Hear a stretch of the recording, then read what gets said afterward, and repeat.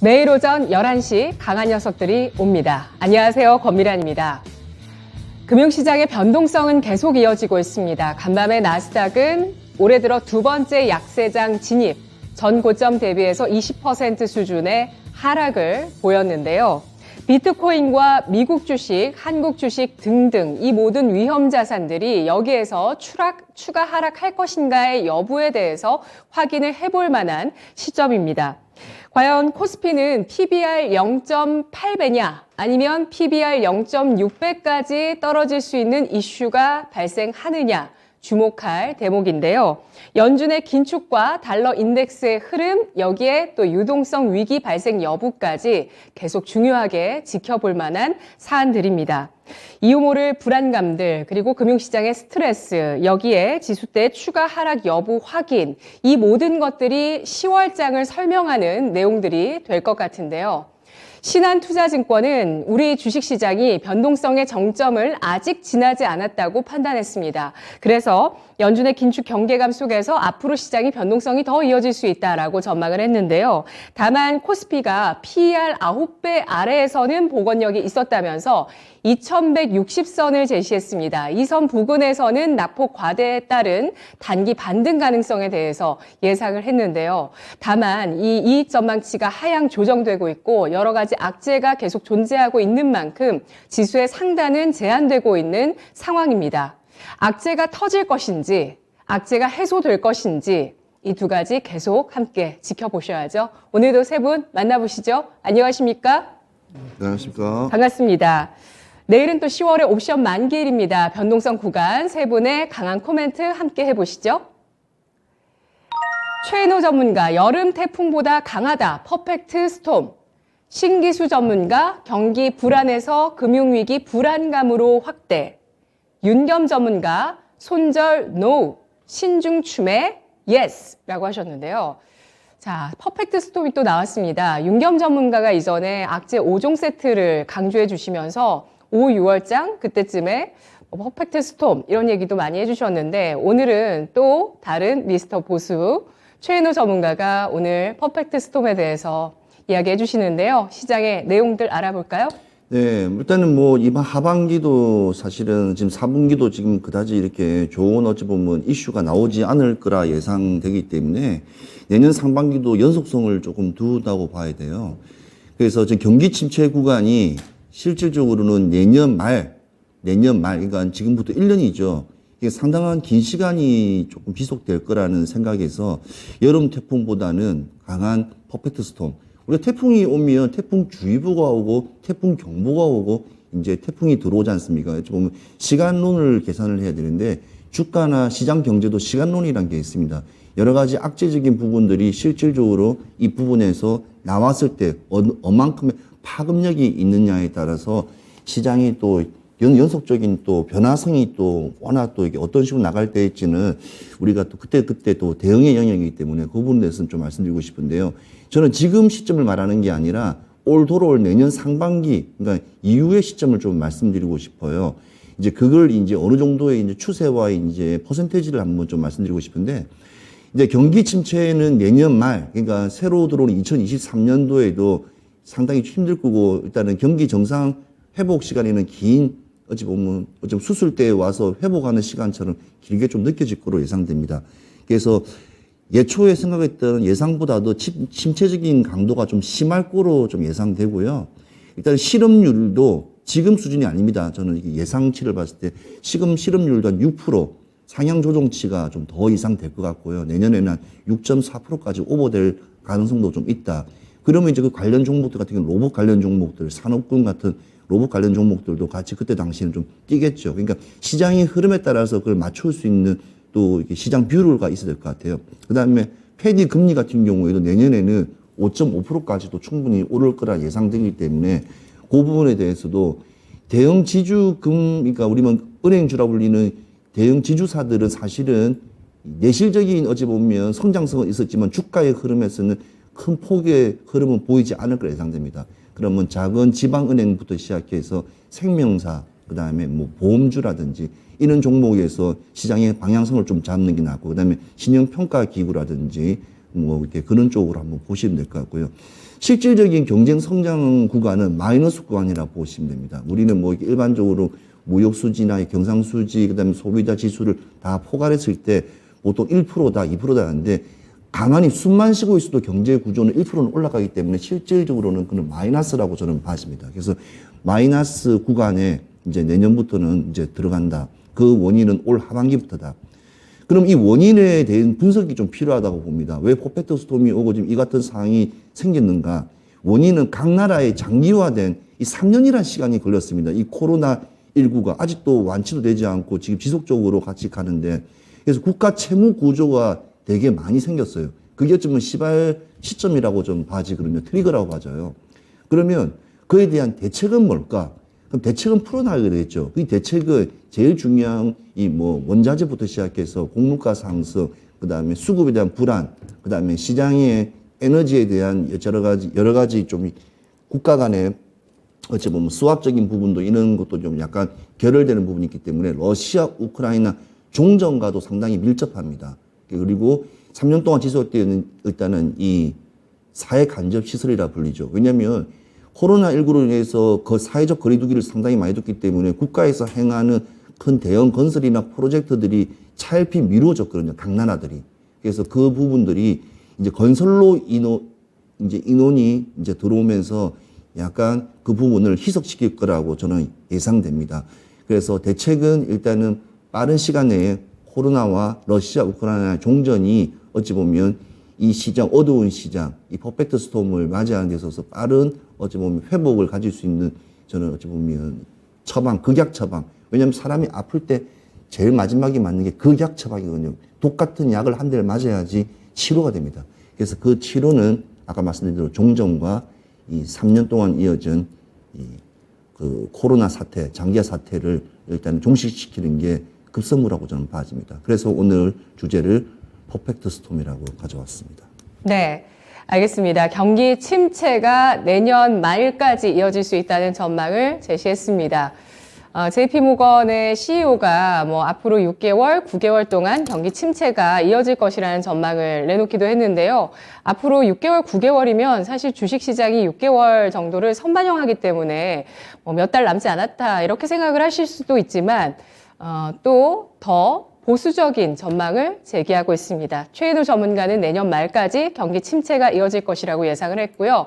그리고 금리 자체도 9월 FOMC에서 올해 말과 내년도 말의 금리 수준에 대해서 점도표에서 예상이 나왔죠. 4.4%, 4.6%였습니다. 그리고 그동안 제가 질문으로도 5% 금리 수준 여부에 대해서 질문을 그동안 많이 드렸던 것 같은데 최인호 전문가가 내년도에 미국의 금리가 5.5%까지 올라갈 수 있을 것이라는 예상을 제시해 주셨네요. 자, 달러가 강세를 보이고 연준이 긴축을 더 강화할수록 약한 고리가 터질 수 있는 그런 상황들이 펼쳐지게 될 텐데 그럴 가능성에 대해서도 배제할 수 없고 미국의 실업률도 더 올라갈 것이다 라는 전망을 제시했습니다. 실질 금리, 실질 경제 성장률 이런 이야기들이 강한 녀석들 그리고 또 연준 위원들의 발언에서 계속 나오고 있는 상황인데요. 이런 것들을 봤을 때 지금 뭐 여전히 주식이 매력적이지 않은 구간이다라는 설명을 들어볼 수가 있었습니다. 세 분의 의견 확인해 보겠습니다. 강한 녀석들의 컨센서스, 포트폴리오의 컨센서스는 현금 50, 주식 50이었습니다. 자, 여기에서 보다 더 보수적으로 현금 비중을 늘리고 매수 시점을 늦추겠다라고 생각하시면 위험의 빨간불 주시고요. 그렇지 않으시면 기존의 컨센서스를 유지하시면 초록불 주시기 바랍니다. 네, 10월의 둘째 주 접어들고 있습니다. 그리고 이제 한 달 정도도 남지 않았어요. 11월 FOMC까지. 또 하나의 어떤 위기의 정점이 될 수 있는 그 일정이고요. 그리고 더 중요한 건 최인호 전문가 전쟁 이슈라고 보고 있습니다. 러시아, 우크라이나 사태가 해결이 돼야 그래야 뭔가 해결의 시작점을 맞이할 수 있다라는 판단을 하고 있는데 세 분의 의견 보시죠. 신기수 전문가가 노란불 주셨고요. 최인호 전문가 노란불, 윤겸 전문가 빨간불입니다. 자, 우리 강한 녀석들의 컨센서스 50대 50 반반 전략에서 긍정의 초록불이 나오지 않았습니다. 조금 더 보수적으로 가야 된다는 의견인데요. 윤겸 전문가는 매수 시점까지도 늦추겠다는 의견을 주시네요. 네, 뭐 지금 이제 겨울 이미 추운 겨울 접어들었고요. 늦가을 지나서 초겨울이 들어갔고 이제 혹한기에 접어들 때입니다. 어차피 이제 경기 침체는 올 수밖에 없는 수순이고요. 그러니까 여기서는 좀 더 물론 이제 지금이 이제 저도 이따 말씀드리겠지만 분할 매수할 수 있는 조금씩 나눠서 매수할 수 있는 향후 미래 섹터에 대해서 진입할 수 있는 구간이긴 하나 어쨌든 뭐 신중하게 접근해서 나쁠 건 없으니까 바닥이 지금 어디까든지 진짜 가늠할 수 없는 그런 지경이다 보니까 그렇게 대응하는 게 좀 낫지 않을까 해서 빨간불 눌렀습니다. 네. 추가 현금 비중 기존에 7, 80%까지 얘기를 하셨잖아요. 기존에. 네. 예. 더 늘리시겠어요? 아니 뭐 이 스탠스는 유지하면서 네. 시장을 대응하는 게 현명할 게 아닐까 생각됩니다. 알겠습니다. 아직 바닥을 모른다는 관점에서 아직 바닥이 더 아래쪽으로 열려있을 가능성도 배제할 수 없다는 관점에서 매수 시기를 늦추겠다는 의견을 주셨네요. 최인호 전문가님, 이건 앵커랑 친하시죠? 저는 모든 앵커분, 우리 지금 고민한 앵커님과 친하지 않습니까? 네, 저랑도 친해지셨어요. 네. 최근에 강한 녀석들 하시면서. 네. 이건 앵커랑 저희 얘기를 하다가 이건 앵커가 주변 분들이 내년에 어떻게 될 것 같아? 더 힘들 것 같아? 이렇게 질문을 하셨대요. 그래서 네. 일단 상반기는 버린 것 같아요. 이렇게 얘기를 했대요. 했더니 너무 증권사 직원보다 더 시원하게 얘기한다고 이런 얘기를 하더라고요. 네. 최인호 전문가님, 네. 지금 현금 비중 어떻게 보세요? 저는 일단은 개인의 어떤 뭐 시드의 차이라고 저는 봐져요. 근데 사실은 이 지금 투자가 지금 대한민국에 지금 주식을 가지고 있는 구자를 가지고 있는 분이 한 1,300만 명을 계산했을 때 실제로 옛날부터 하셨던 분과 이 근래 그러니까 코로나 때 이후부터 시작해 저금리 때 뒤에 막차를 타고 오신 분들의 어떤 보면 좀 분류가 좀 나뉜다고 저는 봐져요. 그러니까 막차를 타고 오신 분 같은 경우에는 거의 뭐 네이버, 카카오라든지 삼성전자를 필두로 해서 시총이 무거운 것들, 우리나라 국민주와 관련 종목들의 좀 대형주들의 조금 많이 좀 투자 폭이 좀 많이 들어있는 걸로 봐지고요. 그 다음에 옛날부터 계속 투자를 하셨던 분 같은 경우에는 중대형주, 우량주라든지 아니면 배당주부터 시작해서 많은 경험과 약간 시행착오를 거치면서 현금이라든지 뭐 이렇게 우리 말하는 손절도 익절부터 시작해 그런 거를 많이 패턴을 한번 경험을 해보신 분들 두 종류를 분류를 좀 봐줘요.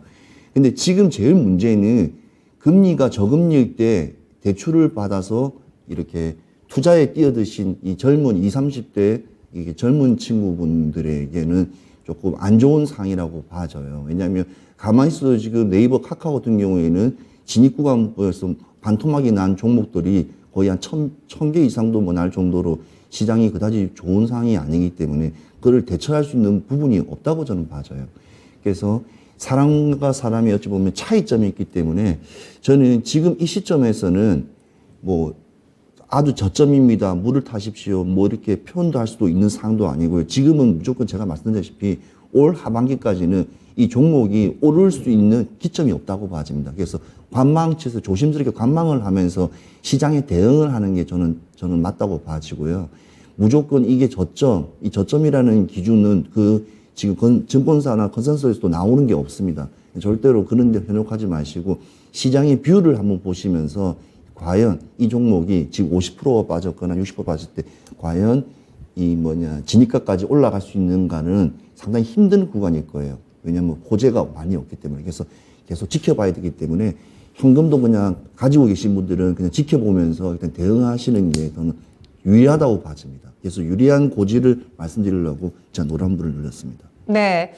러시아 우크라이나 전쟁은 이번 주에 또 다른 국면으로 접어들었죠. 크림대교 폭파 이후에 또 여러 드론 공격들을 우크라이나 쪽으로 감행을 했습니다. 이런 가운데 핵 어뢰 여러 가지 얘기들이 많았었지만 또 대화의 이야기가 나옵니다. 러시아 쪽의 외무장관이 미국 바이든 대통령과의 회담에 대해서 푸틴 대통령이 긍정적이다. 우리는 대화를 거부하지 않는다라는 발언을 현지 시간 11일 했다는 소식이 보도되기도 했는데요. 우리 채팅창에 종전이 된다면 경기 침체가 오지 않을까요? 라는 질문을 주셨어요. 우리 채팅창에 시청자분께서 파월 뒤진다 님께서 의견 주셨는데 최인호 전문가님이 답변해 주시죠. 네, 다시 말씀해 주십시오. 종전이 된다면 경기 침체가 오지 않을까요? 조금 회복 구간은 좀 있다고 봐져요. 그러니까 왜냐면 시장이 이제 또 대응을 해야 되지 않습니까? 이 대응 기간이라든지 어디 보면 이게 우리나라 같은 경우에는 우리 국내 중시를 봤을 때 외인이라든지 기간이라든지 연기금이 어찌 보면 필두로 나눴을 때 대응하는 구간이기 때문에 한번 관망 같이 한 4, 5월 정도 관망을 보면서 이게 네. 실질적으로 될 건지 아니면 또 재발될 건지를 한번 저는 그렇게 한번 봐질 거라고 생각합니다. 그러니까 예. 저는 기관하고 외인들의 특징을 한번 시청자분께 말씀드리자면 우리는 종목이 떨어지면 손절을 하거나 아니면 기다리지 않습니까? 근데 외인과 기관들은 자기들의 일정한 금액과 퍼센테이지를 정해놓고 이게 떨어지면 그냥 바로 프로그램식으로 매도를 합니다. 근데 개인들은 못하는 경우가 되게 많아요. 그러니까 개인과 외인과 이렇게 그거는 차이가 상당히 많이 난다고 저는 봐지거든요. 그래서 시장이 좀 어렵다 하더라도 너무 이렇게 안 올라가는 시장 이렇게 차트를 보시는 것보다는 차라리 그냥 긴 호흡으로 숲을 보는 뷰를 보시는 게 지금 시장에서는 공부한다 생각하시고 보시는 게 저는 현명하다고 봐집니다. 매수를 늦추고 현금 비중은 어느 정도 선 보실까요? 가족 현금을 그냥 다 가지고 계시는 게 가족 현금을 가지고 계신다면 그냥 계속 홀딩 하시는 게 나을 것 같습니다. 종목도 홀딩, 현금도 홀딩. 네. 저는 그게 바람직한 어찌 보면 지금 시장의 뷰가 아닐까 싶습니다. 예, 반반 전략할까요? 아니죠. 추천하시는 비중으로 예, 현금은 몇 %까지? 현금은 대략적 한 60%가 사실은 제일 환상적인 어찌 보면 제일 어메이징한 프로그램인데 근데 그런 부분이 없을 거예요. 왜냐하면 개인 투자가분들은 어찌 보면 차익적인 부분을 좀 많이 고려해야 되기 때문에 반반 좋습니다. 반반 정도가 제일 현명하다고 봐지네요. 알겠습니다. 반반을 보겠습니다. 예, 신기수 전문가님 노란불 주셨어요.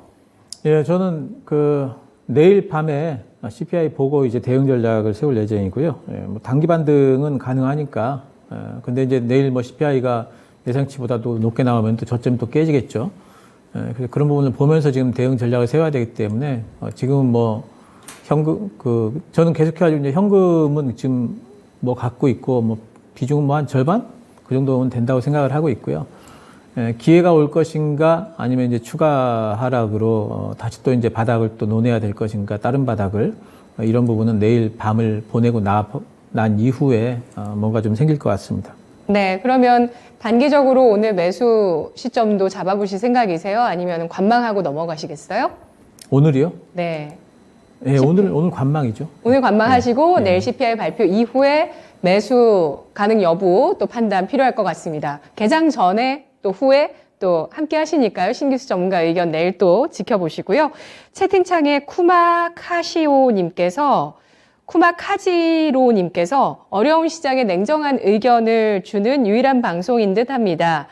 최신상 이윤이라고 하셨는데 우리 출연자분들 네, 이름 앞글자를 다 따신 것 같아요. 모두 감사합니다라고 의견 주셨네요. 두 번째 코멘트로 넘어가 보시죠. 두 번째는 신기수 전문가입니다. 경기 불안해서 금융위기 불안감으로 확대라고 의견 주셨는데요. 네, 이달 들어서 최근에 FOMC 이후에 계속해서 여러 가지 위기감들에 대한 이야기가 나오죠. 그 가운데서 금융위기를 거론하시네요. 어떤 내용일까요? 예, 어제 미국 시장의 특징이 좀 이제 장 초반에 좀 오르다가 장 막판에 이제 빠졌어요. 사실은 어제 이제 BOE 총재가 별 발언이 없었으면은 미국 시장도 기술적 반등이 살짝 나왔을 만한 이제 그런 날이었는데 BOE 총재가 이제 발언을 하면서 급락세가 또 나왔습니다. 어떤 얘기했냐면은 이제 국제 매입 지원 시한을 14일까지로 원래 예정된 대로 하겠다라고 이제 얘기를 했죠. 근데 이제 국채 매입 지원이라고 돼 있잖아요. 그러니까 국채 매입이 아니라 국채 매입 지원이라고 돼 있어요. 이건 뭐냐면은 시장에 요청이 있었기 때문에 한시적으로 국채 매입을 더 해준다 이제 이런 거거든요. 시장에 이제 요청이라는 것은 결국에는 이제 뭐냐면 연기금 요청이죠. 연기금이 지금 시장 너무 빠지고 이러니까 자기들이 지금 이제 마진콜 걸릴 것 같고 이러니까 자꾸 하다 자산을 내다 팔고. 그렇게 되니까 국채금리가 너무 많이 오르고 이런 부분에서 시장을 좀 국채금리를 좀 방어하기 위해서 이제 매수를 좀 해나간 부분이 있는데 BOE 쪽에서 나온 단어를 보게 되면은 울며 겨자 먹기식으로 지금 매입하고 있다 이런 단어가 나왔어요. 이제 그 얘기는 뭐냐면은 지금 사실상 BOE 쪽에서 영국 중앙은행 쪽에서 매입하는 것도 한계가 있다. 이제 이런 이야기가 좀 되는 거고 연기금을 계속 도와줄 수는 없다. 이제 이런 게 되는 거죠. 그래서 이제 실제적으로 이제 어제 이제 그러면서 영국발 금융위기가 오는 거 아니냐 뭐 이제 이런 불안감들이 좀 확산이 됐는데 그건 어떻게 연결되는 거냐면 이제 국채금리가 급등을 하니까 연기금이 마진콜이 걸릴 것 같다. 실제로 이제 마진콜이 좀 나오기도 했고 그렇기 때문에 연기금 유동성 확보를 위해서 자산을 막 매각을 하게 되고 그러다 보면 글로벌 자산가가 막 추락을 하고 금융시장이 동요를 하고 이 불안이 어느 정도 이상 확대가 되게 되면은 위기까지 오는 것 아니겠는가. 이제 이런 시나리오를 지금 시장은 좀 보고 있는 거죠. 그래서 이제 이런 부분들이 결국에는 예전에 2008년도 금융위기 때 어떤 저런 정도의 저런 시나리오대로 이제 가가지고 금융위기까지 갔던 적이 있어요. 이제 그런 부분들을 생각을 하면 시장이 상당히 좀 동요한 부분들이 좀 있습니다. 근데 아직까지는 좀 이제 불안감으로 봐야 되겠죠. 저게 정말로 현실화 될 것인가에 대해서는 가능성이 그렇게 크지는 않은 것 같아요. 네, 그래서 불안감 정도긴 하지만 제가 보는 포인트는 이제 뭐냐면은 인플레이션 불안에서 경기 불안으로 갔어요. 그리고 경기 불안에서 지금 금융위기 불안까지 갔습니다. 그러면은 이제 불안감이 어느 정도 피크까지 지금 내닫고 있습니다. 실제로 경기가 침체가 되느냐, 이거는 이제 거의 자명한 거예요. 근데 그 시장은 실제 내년도에 경기 침체는 오게 돼 있고요. 그 경기 침체에 올 거라는 부분에 대해서는 시장은 이미 대비를 하고 있다고 봐요. 근데 금융위기에 대해 가지고는 시장이 이제 불안감이 확대가 되는데 그럼 이거 실제 금융위기가 올 것인가? 금융위기까지 가지는 않을 걸로 보고 있고 시장도 아마 그 정도까지 생각은 안 하고 있을 겁니다. 단지 이제 중요한 건 뭐냐면 금융위기 불안감까지 지금 불안감이 치솟고 있다는 이 부분이 조금 긍정적으로 보인다는 부분이에요. 뭐냐면 불안감의 피크를 지금 향해 달려가고 있다. 불안감의 정점이라는 것은 시장의 하락의 정점일 수가 있기 때문에 이런 부분들이 오히려 조금 긍정적인 실제 금융위기가 오지만 않는다면은 오히려 이제 긍정적인 부분이 조금은 있다. 좀 이렇게 보이고 이런 얘기가 나오는 게 보게 되면 시장이 이제는 정말 빠질 만큼 빠졌나? 그리고 시장의 투자자들이 많이 탈출하고 싶은 그런 생각들이 피크에 있을 때 이제 시장 바닥이 나온다는 걸 봤을 적에 이제 시장 바닥이 좀 가까워오나 하는 이제 그런 생각을 조금 하게 되고요. 단지 이제 단기적으로는 추가 변동이 분명히 이제 가능하다 이렇게 봐야 되겠죠. 국제금리가 어제 같은 경우에도 미국 국제금리 잠깐 보시면은요. 거의 또 전고점 부분까지 또 올라붙였습니다. 4.0 부분까지 거의 갔어요. 그래서 만약에 CPI가 예상치보다 높게 나와버리면 한번 치고 올라가겠죠. 그리고 달러 같은 경우에도 보시게 되면 달러도 이제 전고점까지 또 이제 올려붙인 부분이 있습니다. 그래서 이런 부분에 대한 이제 추가적인 변동성은 뭐 가능하겠다 뭐 이렇게는 보이지만 어쨌든 많이 빠지긴 빠진 것 같다라는 생각은 좀 들어요. 그리고 이번에 이제 가령 지금 이제 여전히 CPI 경계감이 있으면서 시장이 움직이고 있는데 지금 그 S&P 500을 보시면은 이 분홍색 선이 이게 천일선입니다. 이 S&P 500이 분홍색 선을 깨고 천일선 밑으로 내려온 거는요. 코로나 때, 이때가 코로나 때고요. 그리고 이때가 언제냐면 금융위기 때예요. 그래서 이런 이제 금융위기 이상의 어떤 그런 위기감, 또 예전에 보면은 이제 IT 버블 때 꺼지고 나서 이럴 때 이런 때가 아니면 천일선을 깬 적이 없거든요. 근데 만약에 이번에 그 S&P 500이 조금만 내려가도 천일선이 깨지는데 그러면 단기적인 어떤 투매 같은 것들, 단기적인 변동성 확대를 예상을 좀 하긴 해야 될 것 같습니다. 그럴 경우에는 저는 한 3,400 정도 좀 예상을 하고 있는데 어쨌든 그렇게 되면은 어느 정도 불안감의 피크는 좀 오지 않을까. 상당히 안 좋은 얘기가 나오면서 밑으로 빠지겠지만 그때가 오히려 바닥을 잡아가는 초입이 아닐까 이런 생각을 좀 하고 있고 그래서 시장 반등이 이제 저는 기간적으로 본다면은 최소한 길어도 FOMC 11월 달 금리 결정 이후에는 시장 바닥 잡을 거다라고 보고 있고 그 전에도 CPI가 하나의 기점이 돼가지고 단기 반등은 좀 나올 수 있겠다라는 지금은 오히려 좀 시장에 대해 가지고 기회를 좀 잡아볼 수 있는 그런 시점이 다가온다 이렇게 좀 보고 있고요. 뭐 오늘만 본다면 우리 시장이 그 삼성전자나 SK하이닉스 좀 이제 좀 지켜주고 있습니다. 근데 이제 그 CPI 때문에 무너진다면 다 같이 무너질 거니까 그렇게 크게 중요한 것 같진 않고 어쨌든 아까도 말씀드렸습니다만은 저는 단기 전략은 CPI의 어떤 이제 어떻게 반응하는지 글로벌 증시가 이걸 확인을 하면서 단기 전략을 좀 세워야 될 것 같다. 하지만 분명히 시장은 불안감의 피크를 향해서 지금 달려가고 있는 부분은 있는 것 같다. 이렇게 말씀을 드리겠습니다.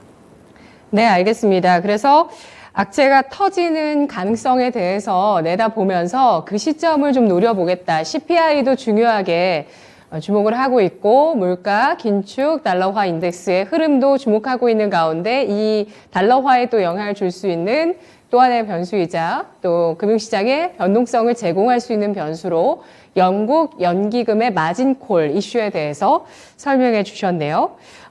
이전에 이제 9월 말부터 이런 가능성들 때문에 영란은행에서 채권을 매입하는 것을 이제 보조를 해줬는데 이것을 14일까지만 하겠다라고 간밤에 영란은행에서 발표를 하게 되면서 이러한 금융시장의 불안감이 재차 커지는 모습을 보였는데요. 영국 연기금이 확정급여형 연금을 지급하기 때문에 아무래도 연금을 제공하는 입장이잖아요. 그렇기 때문에 수익 확정이나 정기적인 어떤 그 수익을 내서 내주는 이런 것들이 굉장히 중요한데 그런 과정에서 이제 금리가 낮아졌을 때를 대비해서 해지 상품에 대해서 투자를 했습니다. 그런데 반대로 금리가 높아지게 되면서 지금 이 영국 연기금 쪽에서 맡겼던 그 영국 국채 회사채의 가치가 떨어지게 되면서 이거를 좀 이제 마진콜이 발생한 거죠. 그래서 담보를 추가로 채워야 하는 상황들이 생겨났다고 합니다. 이런 것들 때문에 자산 가격의 하락 가능성과 또 이런 불안감들 시장에 자리 잡고 있는 상황인데요. 자, 세 분의 의견 확인하겠습니다. 영국 연기금의 마진콜이 전 세계 금융시장의 변동성을 크게 일으킬 가능성 예상하시면 빨간불, 위험의 빨간불 주시고요. 그렇지 않으면 초록불입니다. 네, 영국발 악재가 큰 변동성을 만들어낼 수 있다고 보시면 위험의 빨간불을 주시면 됩니다. 네, 그 전에는 이제 감세안 때문에 영국의 그 재정위기 가능성이 제기가 됐었는데, 파생되는 이슈가 굉장히 많네요. 예, 금리 때문에도 그렇고요. 그래서 영국 연기금 쪽의 마진콜에 대한 우려, 현실화 가능성 질문해 보도록 하겠습니다. 윤겸 전문가가 노란불, 나머지 두 분은 초록불 주셨는데요. 윤겸 전문가님. 네, 영국 연기금 관련해서 마진콜 부분, 또 이제 그 영국의 국채 부분, 뭐 유럽 금융 위기가 지금 뭐 시작 도래됐다고 해도 과언이 아니고요. 지금 뭐 이 부분은 여러 복합적인 악재 요소들 중에서 또 하나입니다. 하나니까 지금 뭐 다양한 그 뭐 주변 둘러봐도 모든 악재가 하나씩 이 퍼즐 맞추기처럼 이제 조합이 돼가지고 이런 어마어마한 경기 침체 도래 및 금융시장 뭐 증시 이런 부분이 지금 뭐 침체 부분이다 보니까 하나의 이제 부분, 하나의 퍼즐 하나 요소라고 저는 보고 있기 때문에 이것도 하나의 어떠한 이제 프로테이지가 얼마나 차지한다고 말씀드릴 수 없으나 한 가지 그 숫자 안에 들어갈 수 있는 부분이어서 저는 노란불로 눌렀습니다. 네. 네. 최인호 전문가님, 짧게 네, 말씀해 뭐 주시죠. 일단은 10월 14일까지 영국의 영란은행에서 일단은 국채를 매입하기로 했는데 단기간 안정되겠지만 추세를 바꾸는 것은 역부족이라 생각합니다. 그러니까 영국 자체의 어찌 보면 신용 등급이라든지 뭐 현금화 여러 가지 국가의 일단은 힘 자체는 자꾸 빠질 거라고 예상되기 때문에 근데 뭐 시장에 그렇게 국내 시장에 큰 여파는 없을 거라 예상됩니다. 네, 알겠습니다. 자, 그러면 두 번째 질문 또 한 가지 드릴게요. 크레디트 스위스의 파산 가능성에 대해서도 시장이 주목하고 있는 상황이었는데요. CS발 위기가 확산될 수 있다고 보시면 빨간불, 그렇지 않으면 초록불입니다. 크레디트 스위스는 일단 올해 손실이 대규모로 발생하는 것이 확정적입니다. 그런데 이 크레디트 스위스가 파산할 가능성에 대해서도 시장 주목하면서 CDS 프리미엄 관련해서 지표도 시장 주목하고 있는 모습인데요. 지금 뭐 이미 크레디트 스위스 같은 경우는 자금 조달을 위해서 사업이나 자산을 매각하는 작업을 이어가고 있는 상황이고요. 27일에 크레디트 스위스의 새로운 전략 계획 발표가 예정되어 있는 상황입니다. 크레디트 스위스발 위기 가능성 세 분의 의견 볼까요? 윤겸 전문가 노란불, 나머지 두 분은 초록불, 최인호 전문가님 노란불, 초록불입니다. 예, 초록불로 바꿔주셨는데요. 신기수 전문가님. 예, 뭐 부도까지는 안 날 것 같아요. 이번에도 이제 보니까 자산, 여러 가지 이제 그 자금을 좀 마련하기 위해서 직원들 정리해고도 하고, 뭐 최악의 경우에는 미국 사업 접으면 되니까 방법이 없는 게 아닙니다. 이제 방법이 없어야지만 부도를 낼 텐데 물론 자산이 많이 축소가 되고 회사 전체적으로는 위축이 되겠지만은 부도까지 날 상황은 아니고 단지 이제 불안감을 좀 키우는 하나의 요소는 된다 이렇게 보고 있습니다. 네. 알겠습니다. 예전에 기억하시는지 모르겠어요. 빌황 아케고스 캐피털. 여기에서, 문제가 발생했잖아요. 여기서 이 캐피털이 파산했나 그랬었죠. 그러면서 투자 실패가 있었습니다. 이런 관련한 이 손실이 커지면서 지금 크레디트 스위스의 손실이 커지고 있는 상황인데 파산 가능성은 없다고 보셨고요. 윤겸 전문가님. 네, 크레디트 스위스가 지금 뭐 이 극약 처방으로 이제 긴급 자금도 수혈하고요. 말씀하신 대로 이제 구조조 정도 하고 또 이제 그 투자자들을 이해시키는 노력 이런 과정들이 이제 지금 나타나고 있는데 이런 걸 봐서는 아주 위험하다고 지금 진단을 내리지는 않고요. 그렇지만 이제 아까 전에도 언급드렸지만 여러 가지가 복합적으로 맞물려 있는 상황이다 보니까 단순히 여기 이제 크레디트 스위스 하나 자체로 봐서는 크게 이제 봉합하고 다시 이제 도약할 수 있는 그런 발판을 이제 만들어가는 과정인데 이제 다양한 이런 맞물려 있는 그런 악재들을 고려했을 때는 하여튼 뭐 지켜보면서 요 또한 간과해서는 안 되는 시각으로 대응을 해야 되지 않을까 그렇게 생각이 됩니다. 네, 알겠습니다. 크레디트 스위스는 시스템 리스크로 전이될 가능성은 적다고 세 분 모두 보셨는데요. 다만 14일 이후에 영란은행에서 국채 매입 지원을 중단하게 되면 어떤 변동성이 있을지도 금융시장 체크해 보시죠. 마지막 코멘트입니다. 마지막은 윤겸 전문가인데요. 손절 NO, 신중 추매 YES. 네, 신중 추가 매수. 그러니까 지금 물려 계시는 그 주식 같은 경우는 단가를 낮추는 작업은 이제 좀 시작해 볼 만하다라고 보셨네요, 전문가님. 예. 지금 뭐 제가 이제 한 1, 2주 전이죠. 제가 방송에서 여기가 바닥일 거라고 덤비는 자들, 지하실 아주 어두운 지하실 몇 층일지는 바닥이 알 수 없으나 구경할 수도 있다. 그러니까 좀 더 신중하자라는 언급을 드렸습니다. 근데 참 안타깝게도 또 이제 계속 지하실로 내려가네요. 저도 지금 계속 미 증시 차트, 선물 지수 차트, 국내 지수 차트를 다 보면서도 야, 이게 진짜 이 어디가 진짜 물론 이제 저점에는 다가가고 있으나 이 뭐 또 이제 뭐 속된 말로 어떤 큰 메이저 세력들이 여기가 이제 일반 투자자라든지 보통 일반인의 시각에서 여기가 저점이겠지 할 때 또 허를 찌르고 또 주가를 더 끌어내리는 그런 뭐 또 외적인 이야기도 있고 부분이 또 있듯이 아직은 이제 혹한기에 지금 들어선 상태고 혹한기가 언제 끝날지 모르니까 그렇다고 해서 지금 뭐 많이 물려 계실 겁니다. 뭐 너도 나도 뭐 어느 한 분 안 물려 있는 분 누가 있겠습니까? 장기 투자하시는 분들은 그런 부분에 있어서 지금은 그렇다고 해서 이제 뭐 패닉 투매 같은 경우는 의미 없는 손절이고요. 오히려 뭐 현금 비중이 이제 여유 있는 분이 누가 있겠습니까? 없는 돈 있는 돈 또 모아서 재테크한다고 하셨는데 지금 뭐 어마어마하게 물려 있다 보니 추가 매수는 뭐 지금 분할로 나눠내는 거는 나눠서 매수하는 거는 뭐 좀 타이밍이 하나 또한 이제 현금 부분이 좀 어렵다 보니까 그렇지만은 지금 시기부터는 신중하게 추매하는 걸 고려해 보는 건 나쁘지 않다는 뜻에서 코멘트 남겨드렸고요. 뭐 미 클리브랜드 의장 그 연준 의장은 지금 뭐 연준 의장이죠. 클리브랜드 그 관계자 인사죠. 지금 뭐 금리 인상 이 부분은 이제 고삐를 계속 줘야 된다.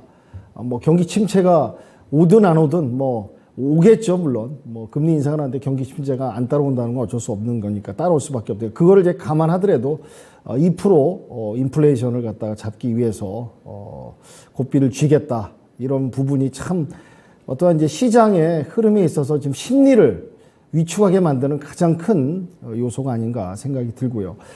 또 이제 IMF에서 지금 여러 가지 금융 위기 부분 때문에 문제 제기를 하고 있습니다. 이제 글로벌 경제 시스템이 지금 상당히 심각한 국면으로 갈 수 있기 때문에 여러 가지 이제 각국의 이런 금융 이런 위기 처방 대응에 대해서 지금 얘기가 나오고 있습니다. 그러니까 이제 뭐 안타깝게도 경기 침체는 얼마만큼의 크기로 올 수는 없겠으나 일단 경기 침체가 오고 있다. 이거는 이제 받아들일 준비를 해야 된다. 라는 부분이 지금 중요한 것 같고요. 지금 이제 큰 문제가 지금 이제 달러 환율 아니겠습니까? 킹 달러에서 황제 달러로 이제 거의 이미 이제 등극을 했고요.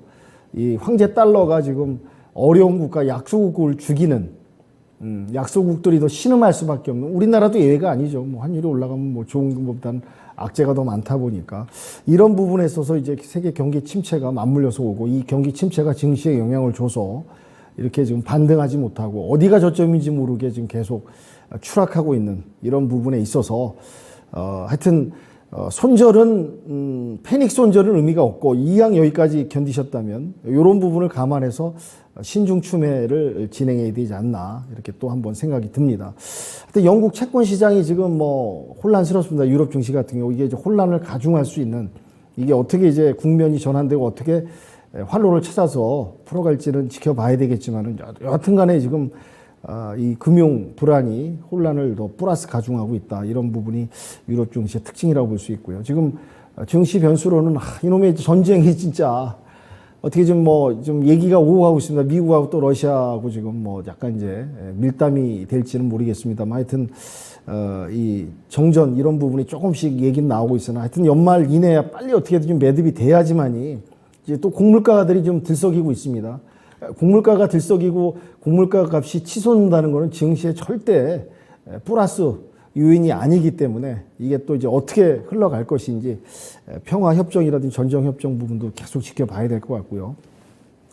국내 증시로 돌아와서 지금 그나마 2차 전지, 전기차 관련해서 뭐 배터리라든지 폐배터리 이런 시장 그래도 그나마 이런 악재 속에서 기대해 볼 수 있는 섹터가 아닐까라고 생각하고요. 10월부터 이제 전기차 배터리를 재사용할 수 있는 부분을 갖다가 이제 진행한다는 부분이 언급이 나왔습니다. 그러니까 계속해서 시장이 다시 회복할 때 결국에는 전기차, 2차 전지, 또 폐배터리 관련해서 이 관련되는 부분 기업들의 섹터 이런 부분을 계속 주시하면서 대응을 하셨으면 좋겠다는 말씀 드리고요.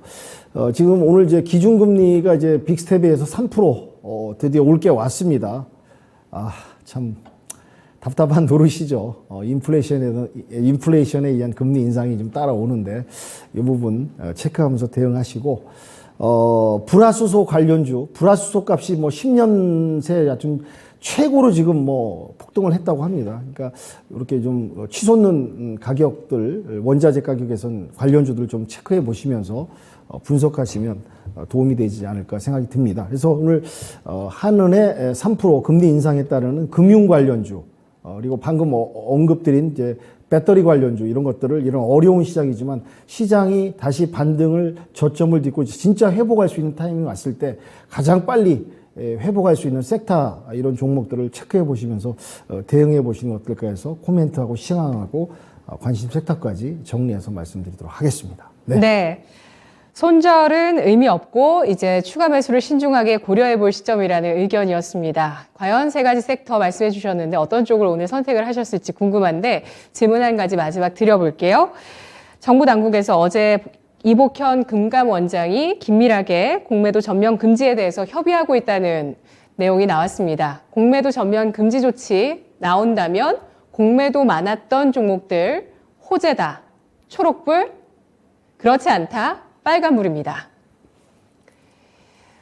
공매도 전면 금지 조치가 나오게 됐을 때 공매도 관련 주식들 호재라고 생각하시면 초록불, 그다지 영향을 줄 것 같지 않다, 대외 변수가 더 크다라고 생각하시면 빨간불입니다. 세 분의 의견 보실까요?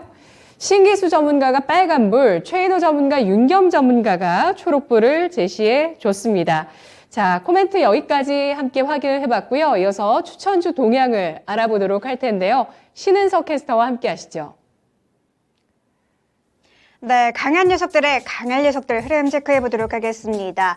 뉴욕 증시 혼조세 마감에 우리 증시 약보합으로 출발했습니다. 빨간불 잠시 켜나 싶으면 또다시 내리면서 불안한 흐름 이어가고 있는 오전장인데요. 오늘은 삼성전자와 SK하이닉스 등 이 대형 반도체주들의 반등이 이어지는 가운데, 러시아가 우크라이나 주요 도시에 미사일과 드론을 공격했다는 소식에 우크라이나 재건 관련주들 강한 흐름 보여주고 있습니다. 또 어제 강한 녀석들 신기수 전문가의 추천주였죠. 아모그린텍 오늘 하루 만에 다시 반등해주면서 오늘 현재 강한 흐름 보이고 있는데요. 그러면 현재까지의 전문가별 토마토 티켓 보유 현황 체크해 보도록 하시죠. 네, 최인호 전문가가 티켓 4장으로 단독 선두를 달리고 계십니다. 그 밑으로는 신기수, 신상원 전문가가 각각 티켓 3장으로 그 뒤를 정말 바짝 쫓고 있고요. 윤겸과 이정우 전문가는 티켓 각각 2장씩을 보유하고 있습니다.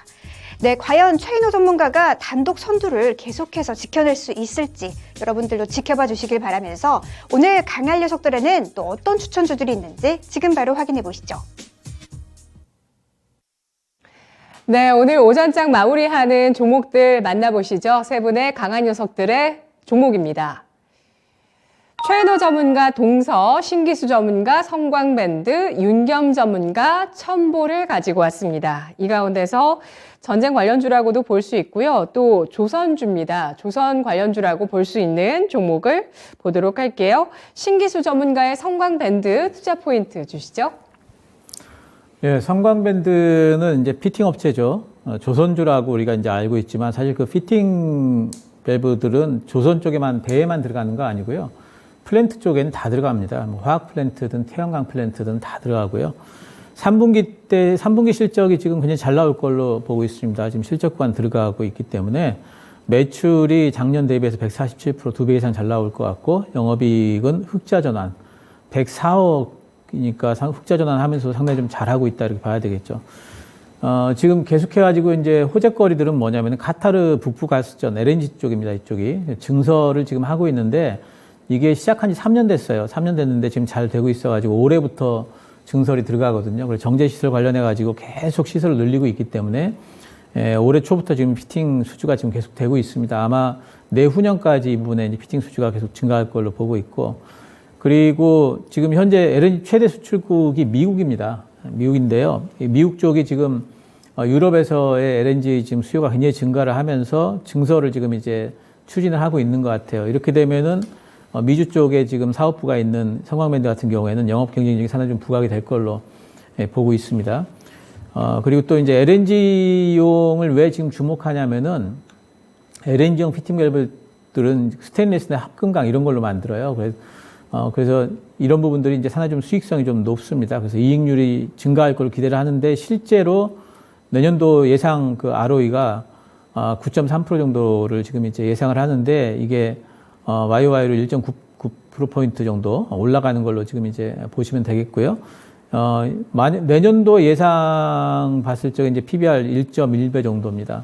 그러니까 지금 이제 그 정도만 이제 1.1배 정도가 아니라 그 1.1배만 잡아도 주가가 2만 원 되거든요. 지금 15,000원이니까 지금 주가 수준이 상당히 좀 싸다 보이고 또 그동안에 성광밴드와 관련해 가지고 지분 증여 때문에 특수관계인들 뭐 상속에 따른 이제 증여세 이거 납부하려고 지금 150만 주가 작년에 매도됐거든요. 그런데 이게 이제 완료됐기 때문에 500억 이슈가 이제 소멸이 됐다. 그 이후로 반등이 나왔어요. 이렇게 이제 500억 이슈도 이제 뭐 지나갈 거 다 지나갔다 봐야 되겠고 올해 영업이익이 316억으로 흑자 전환이 될 거고요. 그리고 내년도에는 영업이익이 536억으로 올해보다도 70% 정도 더 나올 겁니다. 그래서 지금 뭐 조선 쪽에 업황 자체는 너무 좋고 실제로 피팅 밸브 업체들 중에서 지금 흑자 전환이면서 매출 규모가 제일 크고 앞으로도 이제 기대가 제일 많이 되는 종목이 이제 성광밴드고 주가 흐름으로 보더라도 대장주 역할을 지금 하고 있기 때문에 뭐 그 목표가 뭐 한 2만 원 이상은 잡아도 될 것 같은데 일단은 뭐 이제 시장이 좀 이러니까 목표가는 이번에 나왔던 상단 17,500원 잡도록 하고요. 매수는 지금 현재가 가능하겠습니다. 손절가는 조금 더 흔들릴 걸 감안해서 13,000원까지 잡도록 하겠습니다. 네, 알겠습니다. 성광밴드 낙폭과대 실적 성장주로 예상하고 있습니다. 내년 실적 성장까지 예상되고 있는 종목이라고 하고요. 올해는 턴어라운드, 흑자 전환 예상되고 있는 종목인데요. LNG 관련 피팅주라고 분류를 해주셨습니다. 피팅주인데 전방산업이 조선과 플랜트입니다. 이 성광밴드 미국 쪽의 LNG 증설에 따라서 미주 법인의 가치도 부각이 되고 있고요. 매수가는 현재가로 잡고 있습니다. 목표가는 17,500원, 손절가는 13,000원 제시했습니다. 다음으로 또 친환경 이어가 볼게요. 윤겸 전문가의 종목인데요. 첨보입니다.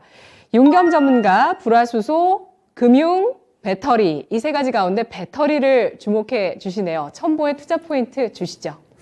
네, 첨보는 이제 아시다시피 2차 전지 관련 기업입니다. 제가 이제 시황하고 관련 섹터, 관심 섹터 말씀드렸을 때, 뭐 그래도 지금 빨리 시장이 회복했을 때 넓은 시장, 미래 섹터 산업에 갖고 2차 전지 관련주를 좀 지켜보자라고 말씀을 드렸는데요. 그 섹터 종목 중에서 오늘은 조금 약간 좀 많이 기업의 이제 가치 평가라든지 기업의 성장성, 미래를 봤을 때 대비해서 좀 많이 내려와 있는 종목, 저점 구간에 있는 종목을 찾다 보니까 천보를 찾게 됐습니다. 이제 코스닥에 상장돼 있고 2차 전지 전해질 제조 및 판매를 주요 사업을 하고 있고요. 이제 중요한 게 지금 작년이죠. 새만금 산단 그 부지를 갖다가 이제 확보해 갖고 한 2천억 원 정도를 투입한 회사입니다. 그러니까 이제 먼 미래 먹거리 성장성을 보고 이 기업이 상당한 이제 투자를 했습니다. 그래서 이제 연간 1만 톤 규모의 카보네이트하고 이제 제조 공장을 구축한다는 걸 또 발표를 했고 2차 전지 관련주로서 이제 입지를 이제 다지어 가면서 성장할 수 있는 기업이 아닌가. 또 그리고 이제 아시아 200대 유망 중소기업으로 또 선정이 됐습니다. 그래서 이제 제가 평가할 때는 충분히 지금 시장 상황이 좀 악재고 어려운 부분이다 보니까 많이 이제 눌림목으로 저점 구간에 있는데요. 이제 3분기 때부터는 실적 성장성을 보여주면서 충분히 추세 전환할 수 있는 성장 모멘텀을 갖고 있다. 그래서 이런 기업들은 뭐 투자하시면서 조금 중기적으로 중장기적으로 좀 보고 가시면서 들고 가셔도 투자해 볼 만한 종목 섹터가 아닌가 해서 오늘 말씀을 드리고요. 매수가는 지금 뭐 현재가로 진입을 하셔도 큰 문제는 없을 것 같고 목표가는 1차 목표가는 20만 원까지 좀 보는 거로 했으면 좋겠습니다. 그다음에 이제 20만 원이 돌파한다면은 또 거기서 중장기적으로 좀 들고 가실 분들은 롱으로 좀 쥐고 가셔도 나쁘지 않을 것 같고요. 손절가는 한 16만 원 정도, 혹시나 이제 또 시장 상황의 여파에 의해서 좀 더 하락할 수 있다면은 16만 원까지 손절을 보고 대응하시면 어떨까 해서 오늘 2차 전지 관련 기업 성장성과 미래성이 있고 저점 구간에서 상승 추세 전환할 수 있는 첨보를 추천 말씀드리도록 하겠습니다. 네. 네, 알겠습니다. 천보 오늘 또 나왔습니다. 지금 코스닥은 어제 사실 종가 기준으로 전 저점을 이탈한 수준이고 오늘 추가적으로 하락하면서 장중 저점에 거래가 되고 있는데 코스닥 상장사 천보 바닥을 잘 잡아줄 수 있을까요? 함께 지켜보시죠. 매수가는 현재가, 목표가는 20만 원, 손절가 16만 원을 제시했습니다. 마지막 종목은 최인호 전문가의 동서인데요. 음식료주 동서가 나왔습니다. 소외주 아닌가요? 아니요. 저는 이게 한결같은 종목이라고 저는 생각해서 오늘 지금 시장에 좀 맞는 종목을 가져왔고요. 그게 무슨 말이냐면 동서하면 우리가 알다시피 동서식품을 먼저 떠오르게 되죠. 원래 동서는 원래 1975년 이게 48년 전이죠. 그때 설립을 하고 95년도에 상장을 했다가 또 2016년에 상폐를 하고 신규 상장을 또 상폐됐다 신규 상장된 지가 2016년 7월이었었어요. 그래서 우여곡절도 많지만 제일 중요한 건 40년 동안 인스턴트 커피를 독주한 회사고요. 그에 대한 대항마는 없습니다. 그리고 뭐 다들 아시다시피 모든 사무실이라든지 길이라든지 보면 제일 많이 보이는 게 이제 카누, 그 다음에 우리 말하는 맥스웰부터 시작해서 이렇게 많은 우리 노란색, 우리 일반적으로 먹는 이렇게 맥신 같은 커피를 많이 이렇게 다들 알고 계시는데 이게 어느 정도의 독주 실력이 있냐면 남양이 한 7%고요. 이제 이 농심이 88.3%입니다. 레슬레가 한 3.4%고요. 그래서 이 시장에서는 뭐 가히 뭐 그냥 대항마가 없다고 저는 봐지고 우리가 알기로는 이런 기업이라고 생각하지만 아닙니다. 이 회사는 스타벅스 캔커피도 만들고요. 그다음에 자녀분들이나 요즘 아침 식사 대용으로 먹는 이 포스트라고 있습니다. 동서 포스트고 우리가 또 알고 있는 농심 켈러그 그러니까 다 외국 제품이죠. 그리고 수입해서 파는데 이 포스트 마찬가지도 국내 시장에서 그 켈러그보다 더 상위에 있습니다. 그래서 52.4%를 갖다가 지금 계속 판매를 하고 있고 농심 켈러그 같은 경우는 38.4% 정도 나오고 있고요. 그다음에 이 스타벅스 커피부터 시작 캔 커피, 그다음에 오레오, 그다음에 뭐 필라델피아 치즈 같은 걸 하고 있는데 원래 작년에 SPC 삼립이 이 원래 이 동서가 가지고 있는 최고의 또 수입품이 있었습니다. 우리 A1이라는 스테이크 소스하고 파마산 치즈 이걸 이제 SPC 산님이 가져가면서 한 연 매출이 한 300억 정도가 줄었어요. 그래도 지금 연 평균적으로 봤을 때 항상 5천억 정도를 계속 유지를 하고 있는 점. 자, 두 번째는 회사에 워낙 많은 현금 자산이 많은 회사입니다. 현금 자산이 많은 회사. 그래서 기업계의 구멍가게라고 불릴 정도로 현금 자산이 되게 많습니다. 그래서 금리 인상으로 인한 또 어찌 보면 실현도 많이 이루어지고요. 코로나가 장기화되면서 집에서 뭐 쿠팡이라든지 위메이브라든지 이렇게 많이 이렇게 택배라든지 많이 시켜서 드시는 것 중에서 또 하나가 또 커피 관련 종목입니다. 그리고 실제로 대한민국의 모든 대형 마트를 갖다가 조사를 해본 결과 세계가 그러니까 대형 마트를 이게 매출의 3위가 탑3가 김, 커피, 라면이라고 그럽니다. 그만큼 우리가 아주 생활 속에서 일상생활에서 많이 접할 수 있는 부분이지만도 많이 클 수 있는 종목인데 꾸준히 항상 5천억을 가져가기 때문에 일단 매출을 올리기 때문에 한번 가져와 봤고요. 지금 시장의 차트적으로 봤을 때는 사실은 기술적 분석으로 봤을 때는 이 종목은 한 15,000, 6,000원까지 옛날까지 저 밑에까지 가야 됩니다. 왜냐하면 박스권에 있는 이 지점은 충분히 24,000원대까지를 돌파를 하면서 올라가 돌파 매매를 해줘야 되는데 과연 지금 낙폭 과대가 지금 생긴 이 지점을 어떤 이슈로 올라갈 수 있느냐.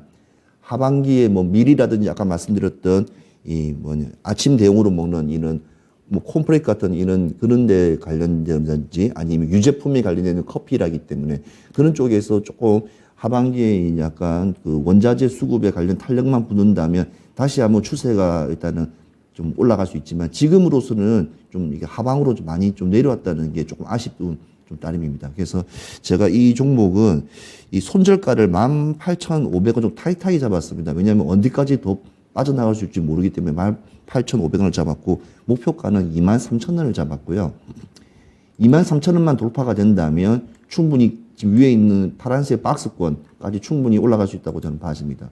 그래서 네. 관심 있게 보시면 좋을 종목이라 생각합니다. 알겠습니다. 소스, 치즈뿐만 아니라 인스턴트 커피까지 생산하는 동서. 매수가는 현재가, 목표가는 23,000원, 손절가 18,500원이었습니다. 세 분의 강한 녀석들이었습니다. 고맙습니다. 지금까지 투자 판단에 도움드릴 수 있는 내용들 모두 확인해봤고요. 다만 주가의 상승과 하락을 보장하지 않는다는 점 유의하시면서 투자하십시오. 오전장이었습니다. 고맙습니다.